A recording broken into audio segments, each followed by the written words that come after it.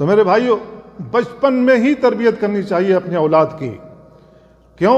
اس لیے کہ باپ مسئول ہے، گھر کے اندر ماں مسئول ہے بچوں کی. ان کی تربیت کرنے کی ذمہ داری کس پر عائد ہوتی ہے؟ باپ کے اوپر عائد ہوتی ہے، پھر ماں کے اوپر عائد ہوتی ہے. اسی وجہ سے اللہ کے نبی صلی اللہ علیہ وسلم نے بیان فرمایا، الا کلکم راع وکلکم مسئول عن رعیتہ. تم سب کے سب اپنی رعیت کے بارے میں مسئول ہو. اللہ رب العالمین تم سے پوچھے گا اپنی اولادوں کو کس انداز میں چھوڑ کر کے آئے ہو.